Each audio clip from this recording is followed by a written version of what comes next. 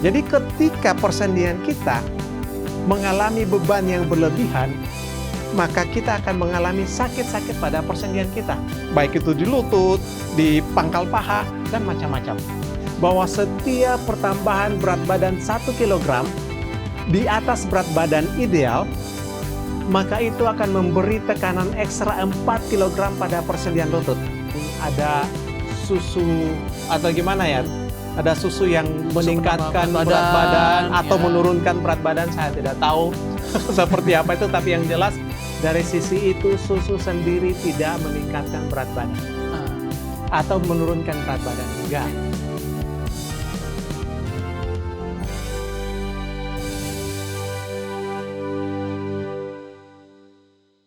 Tahukah Anda bahwa angka obesitas pada anak-anak di Indonesia mencapai 3,5%? Sementara data dari Kemenkes, 1 dari 3 orang Indonesia mengidap obesitas. Apakah seburuk itu obesitas? Atau bahkan obesitas bisa bikin rugi negara? Temukan jawabannya hanya di Total Health.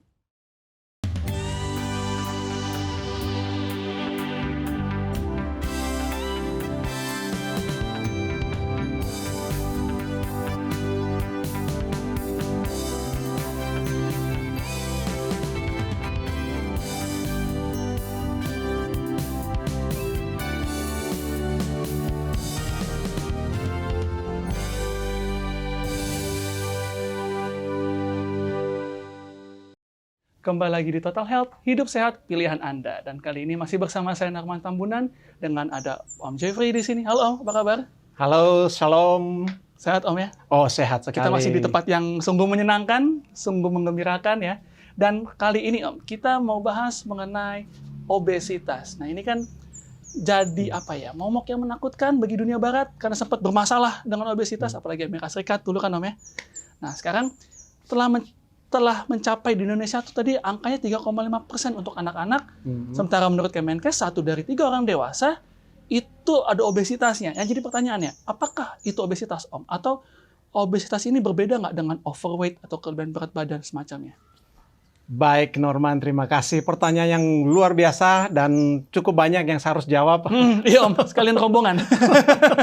Jadi pada saat ini saya ingin mengajak Bapak Ibu sekalian untuk membahas tentang bagaimana seharusnya kita memiliki berat badan yang terbaik. Kita bisa memiliki berat badan yang disebut tadi obesitas atau overweight atau normal atau kurang. Itu tergantung kita semua. Tetapi pada dasarnya saya memulai dulu dengan menggunakan contoh. Ketika misalnya kita mau bangun sebuah rumah. Ketika kita mau bangun rumah, kita sudah memikirkan bahwa rumah ini saya mau bangun 2 lantai. Maka apa yang saya lakukan pasti adalah mencari insinyur atau paling tidak tukang yang memahami. Sehingga ketika rumah ini saya bangun 2 lantai, maka tulang yang digunakan, rangka besi yang digunakan, dia sudah bisa menghitung berapa besar besinya yang dipakai, berapa besar tiangnya harus dibuat, berapa dalam lubang yang harus digali di tanah, supaya apa? Supaya bisa menopang rumah yang 2 lantai ini. Jadi dengan rangka yang demikian, sudah dirancang demikian rupa untuk menopang rumah yang 2 lantai. Sekarang, seandainya dengan rangka yang untuk rumah 2 lantai ini, kita bangun menjadi rumah itu jadi 3 lantai. Apakah rangkanya ini kuat untuk menopang rumah yang 3 lantai? Belum. Apalagi kalau kita bikin rumah menjadi 5 lantai. Rangka yang sudah diatur dari awal adalah rangka untuk rumah 2 lantai. Kemudian kita bangun rumah menjadi 5 lantai. Bisa dibayangkan kira-kira apa yang terjadi dengan rumah ini? Roboh sih Om. Udah masih roboh. Mungkin tidak langsung roboh pada saat itu.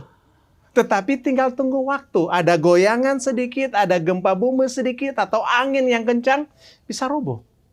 Iya, jadi itulah kira-kira kalau kita mau melihat bagaimana seseorang membangun rumah. Tubuh kita ini sama seperti itu.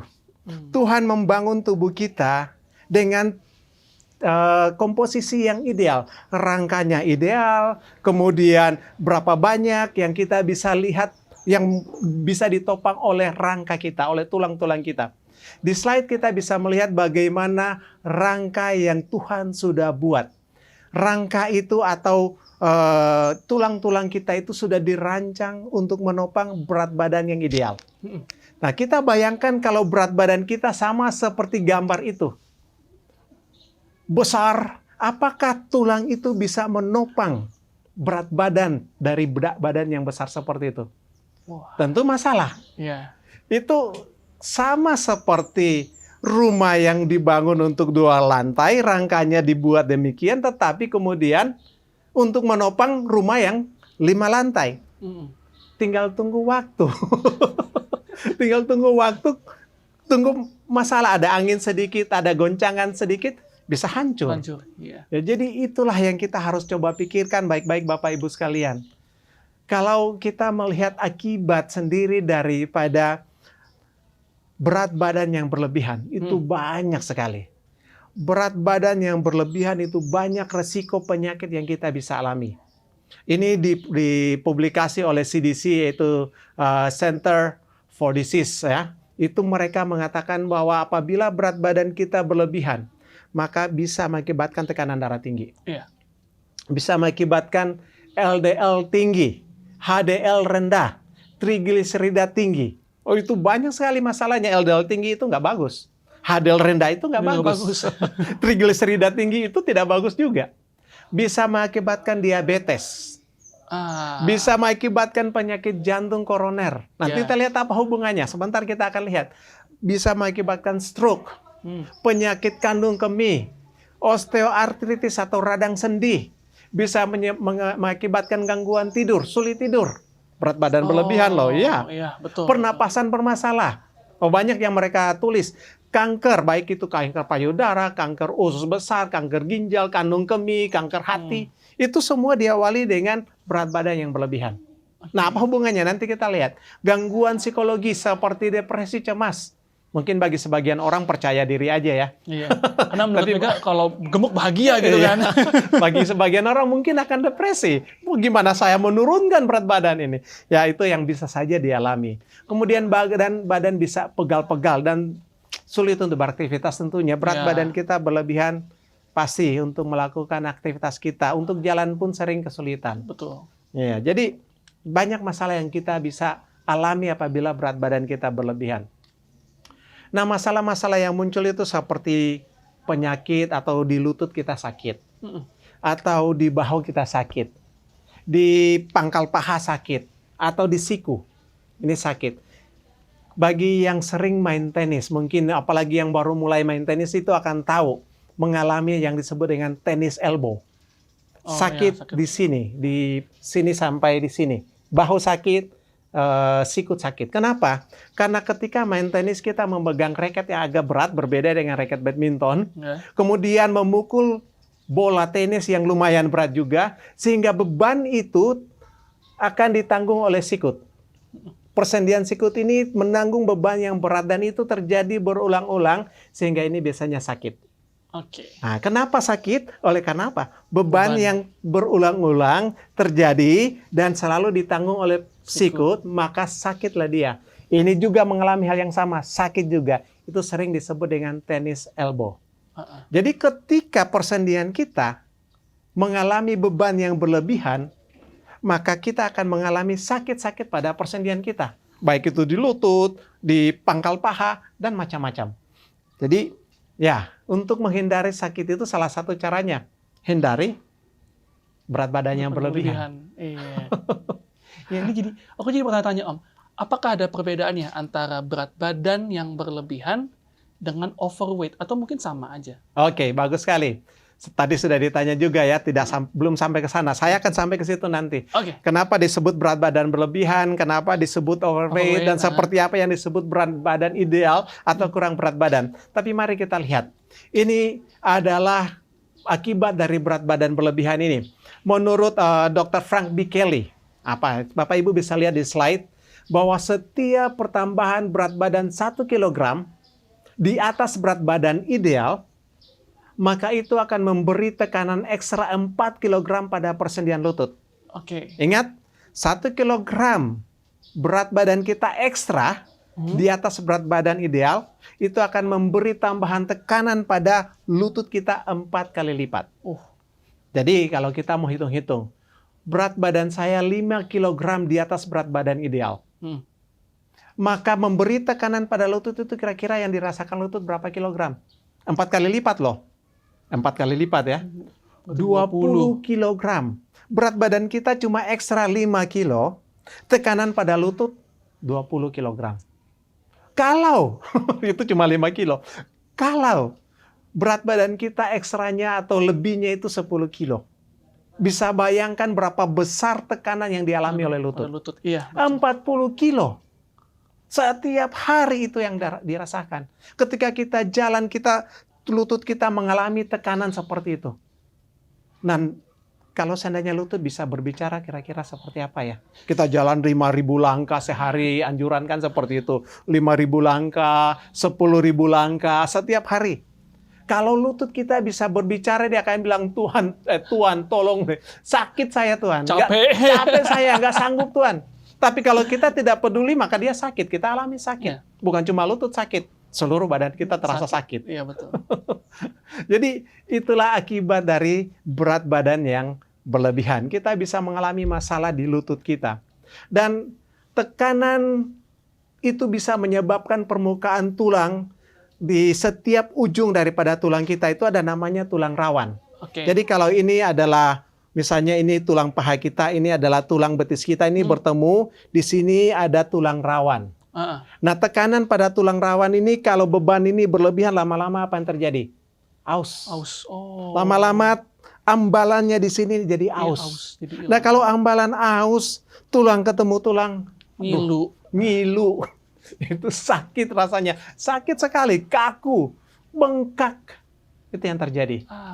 Jadi kalau kita menjaga berat badan kita selalu lebih dari ideal, maka kita bisa pastikan hal-hal ini yang menjadi penyebabnya. Nah, kalau di slide mungkin Bapak Ibu bisa lihat bagaimana gadis mengangkat beban. Dia bawa batu bata banyak, dia bawa karung pasir. Dan beban seperti itu yang dia bawa, kita anggap aja gadis ini ketika dia jalan dia bawa beban itu. Dia bawa batu bata setumpuk itu. Kemudian dia tidur, dia tetap bawa batu bata itu. Ketika dia makan, dia tetap bawa batu bata itu. Ketika dia ke kamar mandi, tetap beban itu dia bawa. Itu sama seperti kalau kita memiliki berat badan yang berlebihan. Berarti beban itu, yang lebih itu, kemana-mana kita bawa. Kita makan, kita bawa.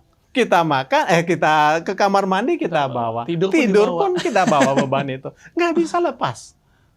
Jadi kalau kita mau bebas dari beban itu apa? Singkirkan kelebihan berat badan itu. Bisa nangkap sampai di sini? Oke, jadi sekarang kembali pada pertanyaannya, apakah overweight dengan obesitas itu berbeda atau tidak? Itu berbeda. Nah, kita mau tahu kira-kira berapa besar atau berapa berat badan ideal kita yang sesungguhnya. Dan seperti apa yang disebut dengan overweight. Seperti apa yang disebut dengan obesitas. Kita harus lihat indeks massa tubuh. Ada dua cara untuk menghitung berat badan kita ideal atau tidak. Cara yang pertama adalah kita hitung indeks massa tubuh yang biasa disebut BMI atau indeks massa tubuh. Nah, indeks massa tubuh ini adalah sama dengan berat badan dalam kilogram per tinggi badan dalam meter kali tinggi badan dalam meter. Atau tinggi badan pangkat 2. Jadi, indeks massa tubuh adalah berat badan dalam kilogram dibagi dengan tinggi badan di dalam meter. Pangkat 2. Oke, nangkap sampai sini. Nanti kita lihat hasilnya, itu adalah indeks massa tubuh. Seperti apa indeks massa tubuh? Kita nanti akan tunjukkan di tabel. Kira-kira paham sampai di sini? Paham, Om. Jadi sebelum kita tutup segmen yang ini, Om, aku mau tanya, Om. Tadi kan Om ada bahas mengenai soal lutut. Ya kan? Kalau berlebihan berat badan, lutut terkena imbasnya. Nah, sekarang pertanyaannya bagaimana dengan telapak kaki, Om? Apakah dia juga ikut kena imbas? Apakah emang hanya lutut aja atau? Sudah pasti. Semua persendian kita sampai di kaki. Itu pasti akan kena imbas. Kaki pun menerima beban itu yang seharusnya beban yang tidak diperlukan. Yang kita bawa kemana-mana, kaki akan mengalami, lutut akan mengalami, pinggul kita akan mengalami, tulang-tulang paha kita akan mengalami, semua bagian tubuh kita mengalami, bahkan tulang belakang kita akan mengalami masalah. Itu tulang belakang itu. Kita akan masuk ke tulang belakang sebentar. Oke. Semakin menarik ini Om soal obesitas, tapi kita harus berhenti dulu karena ada yang mau lewat, jadi jangan kemana-mana, tetap di Total Health.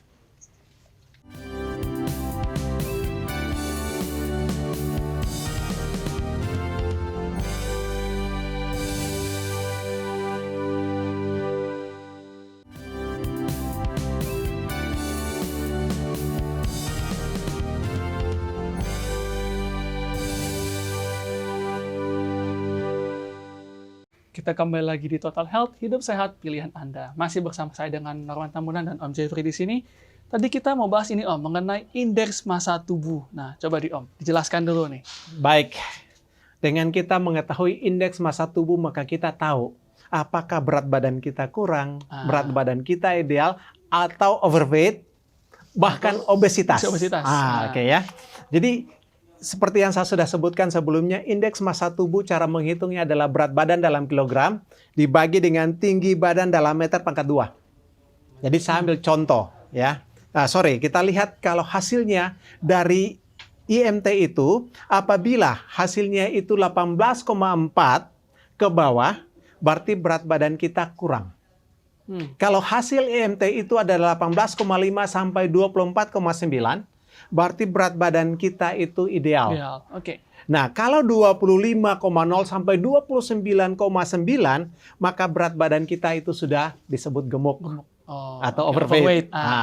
Kalau di atas 30 atau 30 ke atas itu yang disebut dengan obesitas, sangat gemuk. Nah, di situ dia obesitas. Jadi, kita lihat ditentukan oleh indeks massa tubuh. Cara menghitungnya tadi. Jadi sambil contoh, misalnya berat badan itu 67 kg. Tinggi badan 1,65 meter. Maka kita akan mendapati bahwa berat badan bagi tinggi badan pangkat 2 adalah 67 per 1,65 kali 1,65 sama dengan 67 per 2,7225. Di situ kita lihat indeks massa tubuhnya adalah 24,6. Bapak Ibu bisa lihat di slide. 24,6 ini masuk di mana? Itu masuk ke berat badan ideal. Dan sorry, itulah berat badan saya. Wah, pas tadi Om ya. Jadi saya bersyukur masih ideal. Indeks massa tubuh masih ideal. Nah, Bapak Ibu boleh hitung sendiri indeks massa tubuh Anda dengan cara yang tadi. Berapa berat badan Anda dibagi dengan tinggi badan pangkat 2. Tapi di tabel berikut saya bisa tunjukkan ini, saya sudah coba hitungkan. Misalnya tinggi badan Anda 149 cm. Maka berat badan ideal Anda adalah berkisar dari 41 sampai 55. Ya. Kalau tinggi badan Anda adalah 160 cm, maka berat badan ideal Anda berkisar dari 47 sampai 64. Atau bagi yang 172, tinggi badannya 172 cm, maka berat badan ideal adalah 55 sampai 74. Kurang dari itu maka Anda kurang berat badannya. Lebih dari itu maka Anda sudah lebih berat badannya. Nah, itu adalah satu cara yang pertama, kita hitung indeks massa tubuh. Ada cara yang kedua. Nah, ini gimana nih Om cara kedua? Itu disebut dengan menggunakan rumus Broska. Oh, ini simpel juga tapi hasilnya sama aja. Tinggi badan dikurang 100. Jadi tinggi badan dalam sentimeter dikurang 100 cm, kurang 10% untuk pria. Jadi kalau tinggi badannya adalah 165 dikurangi 100, berarti 65. Dikurang 10% berarti dikurang 6,5. Maka sekitar 60, disitulah berat badan idealnya. Plus minus 10%. Nah, kalau cewek atau perempuan, bukan 10% ya. Kalau perempuan adalah tinggi badan, dikurangi 100, dikurang 15%. Oh, lebih banyak Om ya? Oh iya, seharusnya lebih kurang berat badan dibandingkan dengan pria. Jadi tinggi badan pria 165, berat badan bisa 60. Kalau wanita tinggi 165, berat badan harus lebih sedikit. Nah, itulah cara menghitung atau kita mau tahu berat badan kita ideal atau overweight atau obesitas. Obesitas. Ah. Ini menarik ini, Om. Oke, sekarang jadi pertanyaan nih, Om. Kalau seandainya nih, aku kan, let's say lah, aku obesitas itu, apa kurus nih ya. Tapi anggaplah obesitas, menggemuk badannya. Apakah dengan obesitas itu bisa terjadi hal-hal yang tidak menyenangkan? Contohnya tadi Om bilang, kerangka kan jadi sakit nih, tulang-tulang nih. Apakah bisa terkena saraf kejepit kah? Atau mungkin gimana kah? Karena banyak orang bilang kan, kalau kegemukan, kasihan tulang-tulang belakangmu tuh, waduh. Oke, terima kasih. Dan memang disitulah masalah utamanya yang kita harus hindari. Dan itu sangat tidak enak. Berat badan berlebihan bukan hanya pengaruh kepada lutut kita, bukan hanya pengaruh kepada kaki atau pangkal paha kita, tetapi pengaruh itu juga kepada tulang belakang kita. Oke. Jadi kalau bisa ditunjukkan slide, di situ kita bisa melihat bahwa berat badan berlebihan adalah penyebab utama HNP. Apa itu HNP? Herniated Nucleus Pulposus. Itu yang kita kenal dengan saraf kejepit tadi. Nah, bagaimana itu bisa terjadi? Bapak Ibu sekalian, ini adalah tulang belakang kita. Di dalam tulang belakang kita itu ada saraf. Dan saraf itu mengendalikan organ-organ di dalam tubuh kita. Nah, jadi misalnya, saya ambil contoh di sini, saya bawa balon kecil. Nah, ini adalah tulang belakang kita, ruas tulang belakang, karena tulang belakang itu terdiri dari ruas-ruas, nah banyak ruasnya. Nah, di antara ruas itu ada ambalannya. Jadi misalnya, ini adalah ambalan tulang belakang kita. Ini adalah ruas tulang belakang ketemu. Ketika ketemu seperti ini, beban yang berlebihan ini akan menekan ambalan tulang belakang kita. Jadi ambalan tulang belakang kita itu akan tertekan. Kalau tertekan ke dalam, maka sudah pasti dia akan mendorong saraf tulang belakang yang ada di dalamnya. Jadi kena dengan daging atau dengan apa, jadi kejepit gitu. Iya, saraf tulang belakang kita itu terdorong karena ambalan daripada di antara tulang belakang ini. Ketika dia mendorong, itu yang disebut dengan saraf kejepit. Bisa bayangkan sakitnya luar biasa. Dan saya pernah ngalamin soalnya. Waduh. Sakitnya luar biasa. Bagaimana itu terjadi lumayan sudah cukup lama. Berat badan saya memang tinggi waktu itu. Ada sekitar 10 sampai lebih dari berat badan ideal. Saya saat ini. Apa yang terjadi adalah saya sakit di tulang belakang sini. Sakit. Sempat tidak bisa bergerak. Akhirnya satu saat saya ke dokter. Periksa ke dokter di rumah sakit di Cibubur, diperiksa dan ditemukan setelah di ronsen, dokter bilang ini tulang belakang nomor ini dan nomor ini yang bermasalah. Jadi ambalannya itu yang mendorong saraf. Apa yang harus dilakukan? Operasi. Dokter saran operasi. Saya tidak yakin, saya pergi ke dokter yang lain. Hal yang sama, solusi operasi. Takut saya tidak mau dioperasi. Jadi apa yang saya lakukan? Saya mulai berpikir, gimana caranya? Saya baca salah satu cara untuk menyelesaikan masalah itu adalah kurangi berat badan. Saya kurangi berat badan saya. Turunkan berat badan 10 kg. Langsung turun ke berat badan ideal. Dan apa yang terjadi sampai saat ini, itu sudah 10 lebih tahun yang lalu, saya tidak lagi mengalami sakit. Tidak ada operasi di tulang belakang saya. Hanya menurunkan berat badan yang ideal. Itu yang saya alami pribadi. Masing-masing orang tentu punya pengalaman berbeda-beda. Tapi bagi saya, dengan saya menurunkan berat badan, saya bisa mengatasi masalah itu. Mungkin masalah memang belum terlalu parah. Tetapi dengan mengurangi berat badan itu sudah bisa menyelesaikan masalah yang saya alami. Jadi salah satu solusi bagi Bapak Ibu yang mengalami masalah dengan saraf kejepit, salah satu solusi ya, bukan ini salah satunya. Salah satu solusinya adalah kurangilah berat badan Anda. Mungkin pada tahap-tahap tertentu harus operasi ya. Itu tinggal terserah saran dokter seperti apa, ikutin aja. Tetapi kalau kita masih bisa mengatasi dengan mengurangi berat badan, kurangi berat badan kita. Itu akan sangat bagus untuk membantu mengatasi itu. Aku jadi kepikiran nih, Om. Mungkin ini agak sedikit melenceng ya dari masalah obesitas. Tapi bagaimana dengan ibu hamil? Karena kan ibu hamil berat badannya juga melebihi ideal dia kan. Lalu supaya nggak terkena saraf kejepit itu gimana tuh, Om? Baik, bagus sekali. Jadi bagi ibu hamil tentu sebab itu mereka ada cara gerakan-gerakan yang sudah diatur sedemikian rupa. Bagi ibu hamil tidak bisa melakukan kegiatan olahraga yang seperti Iya, kita Dia yang tidak sehat. hamil, ya kan? Ibu hamil punya cara gerakan-gerakan tertentu untuk mencegah masalah-masalah seperti itu. Berenang adalah salah satu olahraga yang sangat bagus untuk mengatasi atau menghindari penumpukan beban pada tulang belakang. Oke. Kalau kita loncat-loncat, jelas itu pasti akan membuat beban pada tulang Beban, belakang iya. berlebihan, bahkan pada bagian-bagian tubuh yang lain. Berenang itu sangat baik untuk membantu kita. Oke. Bersepeda termasuk salah satu untuk menjaga atau olahraga yang dianjurkan bagi mereka yang punya masalah dengan tulang belakang. Itu yang saya dapat dulu, disarankan oleh dokter. Berenang, bersepeda, jangan memberi beban berlebihan pada tulang belakang kita. Oke. Wah, makin menarik ini Om. Oke. Om mungkin bisa kasih jelasan lagi, apalagi selain saraf kejepit dan masalah-masalah lain kalau kita kena obesitas Om. Oke, sebelum kita lanjut, akibat saraf kejepit ini Ya, apa? boleh, betul. Oke, Iya. akibatnya ketika saraf tulang belakang kita ini terdorong atau terjepit oleh ambalan tulang belakang kita atau vertebral disc namanya, apa yang terjadi? Tulang belakang kita itu saraf tulang belakang kita itu berhubungan dengan organ-organ di dalam tubuh kita. Berhubungan dengan jantung, berhubungan dengan hati, berhubungan dengan ginjal. Semua organ di dalam tubuh kita itu dikendalikan oleh saraf tulang belakang. Jadi kalau seandainya itu bermasalah, kita bisa bayangkan organ-organ juga bermasalah.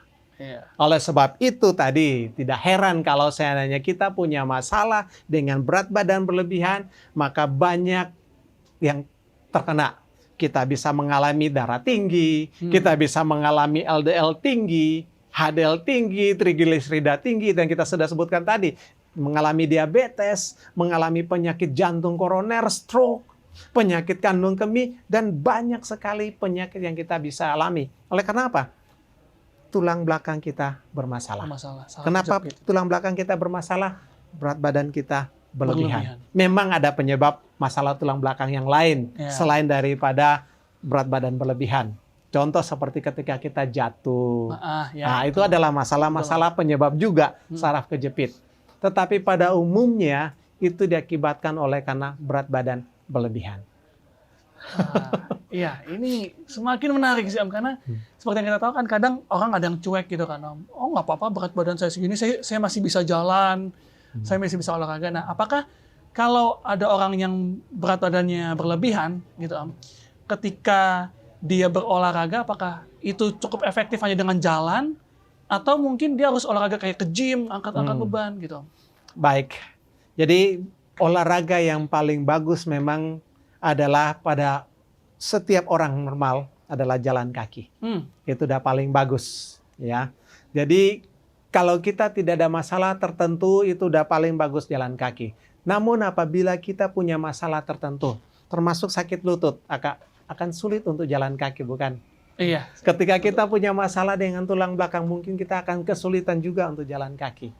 Jadi memang ketika kita ada masalah-masalah tertentu, sangat baik untuk kita menghindari olahraga-olahraga yang berlebihan, yang mengakibatkan beban berlebihan pada persendian kita.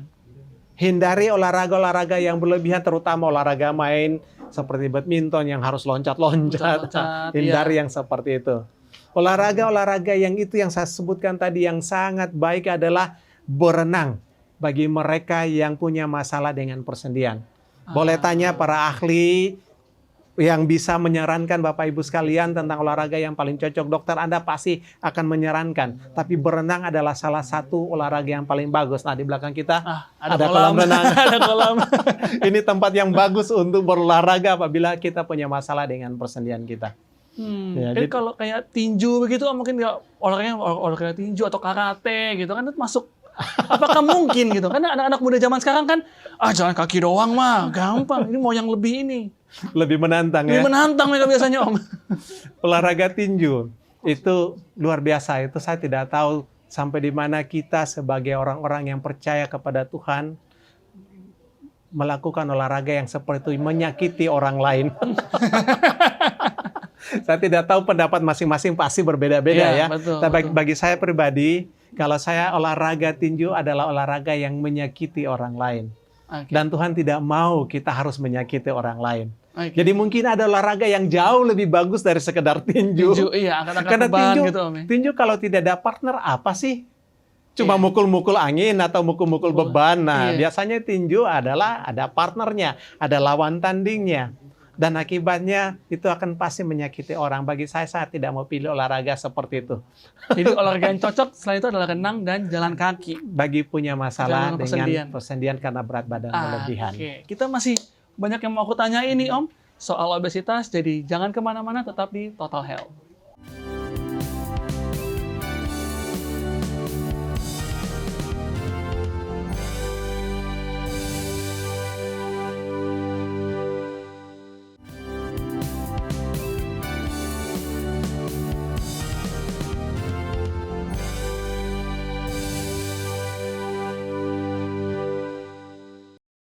Kembali lagi di Total Health, hidup sehat pilihan Anda. Nah Om, tadi kita udah ngomongin soal obesitas dan masalah-masalahnya gitu kan Om.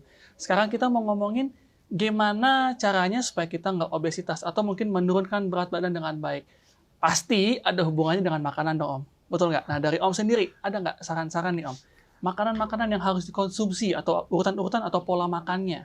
Oke, baik sekali Norman. Ini memang kalau berat badan itu terbentuk oleh karena apa? Bukan karena kita bermimpi. Tiba-tiba gemuk Tiba-tiba gitu. gemuk, nggak ada. Karena kita makan. Konsumsi kita lebih daripada apa yang kita pakai, maka ditimbun menjadi lemak. Itulah penyebab berat badan kita bertambah terus. Setiap hari ketika kita konsumsi makanan lebih daripada apa yang kita bisa pakai, maka kelebihan itu pasti disimpan dalam bentuk lemak. Nah, itu mengakibatkan peningkatan berat badan. Oleh sebab itu, bagaimana caranya supaya kita tidak berlebihan berat badan kita? Berarti yang harus dilakukan adalah kendalikan di pola makan kita. Pola makan kita harus kita jaga. Makanlah, kalau saya mungkin tanya ke Norman, kira-kira mana yang benar dari dua pernyataan ini? Boleh tunjukkan di slide. Bakarlah apa yang Anda makan, atau B, makanlah apa yang Anda bisa bakar. Coba kira-kira yang mana? Ini nggak ada benar ada salah kan Om? Dua-dua benar, nggak ada benar salah, dua-dua benar. Bakarlah apa yang Anda makan, atau makanlah apa yang Anda bisa bakar. Aku sih A sih kayaknya. A. Jadi bakarlah apa yang Anda makan. Jadi kalau seandainya malam ini Anda ke pesta, makan, maka besoknya Anda harus olahraga untuk menyeimbangi itu. Iya. Tetapi karena kesibukan apa yang terjadi? Tidak jadi olahraga kan? Ketika tidak bisa bergerak, maka apa yang kita makan itu tertimbun. Terus-menerus tertimbun. Jadi masalah, menambah berat badan. Kalau yang B, makanlah apa yang Anda bisa bakar. Saya tahu aktivitas saya sehari-hari seperti ini. Maka saya harus makan sesuai dengan apa yang aktivitas saya lakukan. Ya, betul. Saya tahu saya terlalu sibuk, urusan kantor, olahraga pun nggak sempat. Makanlah menyesuaikan dengan aktivitas Anda. Kalau sebaliknya Anda berusaha untuk beraktivitas sesuai dengan Anda makan, akan terjebak dalam situasi di mana makan berlebihan. Tidak bisa dibakar. Jadinya obesitas. Jadi akhirnya berat badan berlebihan, sampai bahkan obesitas. Itu akibatnya. Nah, kalau kita berbicara mengenai makan ini, ada banyak yang sebenarnya kita bisa lihat. Bapak Ibu mungkin bisa lihat di luar sana tentang saran-saran yang dianjurkan. Bahkan ada susu atau gimana ya? Ada susu yang meningkatkan berat badan atau menurunkan berat badan. Saya tidak tahu seperti apa itu. Tapi yang jelas dari sisi itu susu sendiri tidak meningkatkan berat badan. Atau menurunkan berat badan. Enggak. Yang menurunkan berat badan itu adalah kalori yang kita makan, karbohidrat yang kita makan. Apabila itu berlebihan, maka berat badan naik. Di susu berapa banyak sih karbohidrat yang ada di sana? Berapa banyak kalori yang ada di sana? Sedikit. Makan lebih banyak gula kadang Om ya? Iya, makan banyak gula. Sedikit yang ada di sana. Tetapi mungkin produk-produk ini bisa membantu bagi mereka yang menaikkan berat badan adalah produk ini bisa memacu nafsu makan. Sehingga kita makan berlebihan. Tetapi produk itu sendiri tidak akan meningkatkan berat badan kita. Kembali kepada apa yang kita makan. Jadi pola makan ini sangat-sangat penting. Mungkin saya bisa tambahkan, mungkin bagi Bapak Ibu yang ingin supaya makannya itu bisa terkendali. Saya ingin makan banyak dan selalu setiap jam makan inginnya makan banyak. Ada satu cara yang bisa dilakukan. Kalau dari pengalaman saya, mungkin Bapak Ibu punya pengalaman yang berbeda-beda. Tapi dari pengalaman saya, salah satu yang bisa dilakukan adalah makanlah buah sebelum makan nasi atau Oke. makan berat. Kenapa Makan buah sebelum makan makanan yang berat. Kenapa? Karena buah mengandung serat. Iya, Ketika kita makan buah yang kandungan seratnya tinggi, masuk ke dalam lambung kita, maka serat-serat itu akan memuai. Kita akan merasa sudah agak kenyang. Sehingga kita makan nasi, cukup. Tidak perlu berlebihan. Kita makan makanan yang berat, cukup. Nggak perlu harus berlebihan lagi. Tetapi kalau kita kurang serat, apa yang terjadi? Kita makan, apalagi ditambah dengan, masih ada yang manis. Sudah kenyang, masih mau makan yang manis-manis. Manis lagi, ini. Kasih lagi yang manis. Ini lagi. Masuk lagi. Semua kita masukkan ke dalam tubuh kita, akibatnya kita mengalami masalah itu. Jadi untuk menghindari supaya nafsu makan kita terkendali, salah satu adalah makanlah buah sebelum makan. Dan memang itu aturan yang sebenarnya. Makan buah sebelum waktu makan. Karena kalau makan buah setelah kita makan nasi atau makan roti, maka yang terjadi perut bisa kembung. Gimana bisa terjadi hal seperti ini? Begini Bapak Ibu sekalian. Buah itu lebih cepat dicerna oleh tubuh kita dibandingkan dengan nasi. Dibandingkan dengan kentang atau ubi. Buah lebih cepat dicerna. Jadi ketika masuk ke dalam pencernaan kita, buah pertama masuk maka langsung diproses. Cepat, langsung berfungsi. Tetapi kalau nasi yang masuk duluan, agak lama. Nah, kemudian buah menyusul, buah ini menunggu, nasi ini diproses dulu. Nasi diproses sampai selesai baru buah diproses. Ketika buah ini dalam proses penantian, ada asam di sana, maka buah ini terfermentasi menjadi gas. Akhirnya sering terjadi perut kembung. Itu masalahnya. Jadi makan buah sebelum makan makanan berat. Jangan dibalik. Dan itu akan membantu nafsu makan kita terkendali sehingga kita tidak makan makanan berat yang berlebihan juga. Dan buahnya bebas kan Om, apa aja itu buah apa saja. Tapi ini juga ada juga rahasianya untuk makan buah. Ini boleh nih Om. Tidak semua buah langsung kita makan bersamaan juga. Kalau mau lebih detail masih ada juga. Contoh, semangka atau jenis kelompok semangka seperti melon itu penyerapannya lebih cepat. Hanya butuh waktu 5 menit sudah diserap. Iya. Kemudian setelah itu lebih lambat sedikit, itu adalah buah asam. Setelah itu baru buah asam sedang. Baru yang lebih lama diserap adalah buah manis. Jadi kalau kita mau mengkonsumsi makanan buah-buahan ini, paling bagus kalau kita sudah lihat di sana ada pisang, ada salak, ada semangka, ada apel. Pilihlah yang mana yang paling cepat diserap adalah semangka. Itu dulu makan.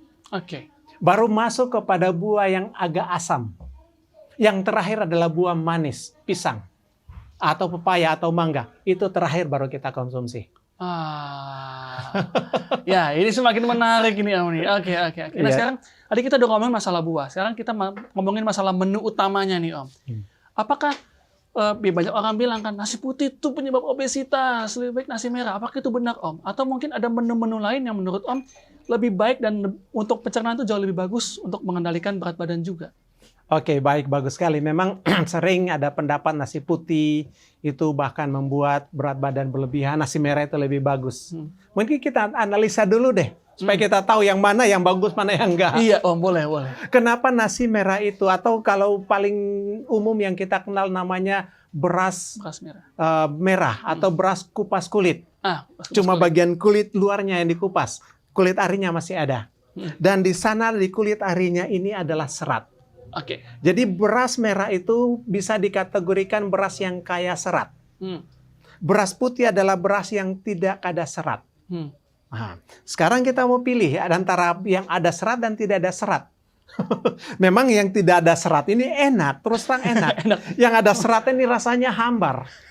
Kurang enak. Udah cepat kenyang Om. Cepat kenyang, di situ dia. Karena serat ini ketika masuk ke dalam pencernaan kita, dia memuai, membuat kita menjadi terasa lebih cepat kenyang. Oke. Beda dengan beras putih yang tidak ada seratnya. Masuk ke dalam pencernaan kita, biasa aja.